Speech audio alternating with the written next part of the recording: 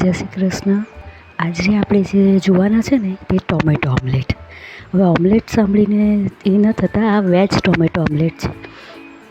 તેના માટે મેં ટામેટાં અને કાંદા લઈ લીધા છે અને એને આ રીતે આપણે એકદમ ઝીણા સમારી લઈશું. આપણે એની પેસ્ટ નથી બનાવવાની, કારણ કે જ્યારે આપણે ખાઈએ ને ત્યારે મોઢામાં એના ક્રંચ આવે તો બહુ જ ટેસ્ટી લાગે છે. લીલો મસાલો તૈયાર કરી લેવાનો છે, લીલા મરચાં અને આદું આ રીતે વાટી લેવાના છે.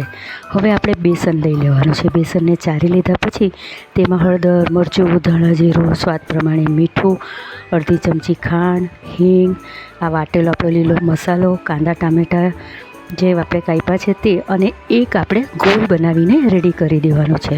ટોમેટો ઓમલેટ છે ને સ્વાદમાં પણ બહુ સરસ લાગે છે, છોકરાઓને પણ બહુ ભાવે છે. આ રીતે આપણે હવે એના પૂરા બનાવી લેવાના છે.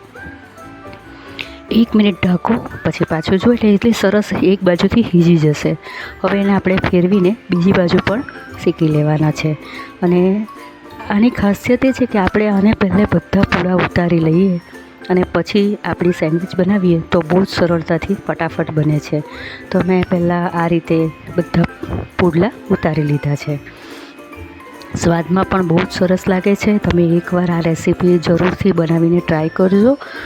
હવે એના માટે આપણે લીલી ચટણી બનાવીશું. તો લીલા ધાણા, લસણ, મરચાં, દાળિયા, અડધી ચમચી ખાંડ, સ્વાદ પ્રમાણે મીઠું અને એક લીંબુ આખું નીચવી લેવાનું છે અને એને ક્રશ કરી લેવાનું છે. આ જુઓ કેવી સરસ લીલીછમ ચટણી પણ તૈયાર છે.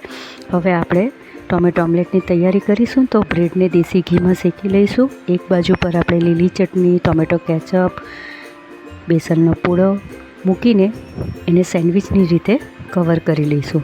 આજુબાજુની કોર્નર કાપી લઈશું અને બંને બાજુ શેકી લઈશું. જુઓ એટલું ટેસ્ટી આ બને છે કે છોકરાઓ તો જોઈને જ ખુશ થઈ જાય. ટોમેટો કેચઅપ અને લીલી ચટણી સાથે એન્જોય કરો. રેસીપી ગમી હોય તો લાઈક અને શેર જરૂરથી કરજો અને સબસ્ક્રાઈબ કરવાનું તો ભૂલશો જ નહીં. જય શ્રી કૃષ્ણ.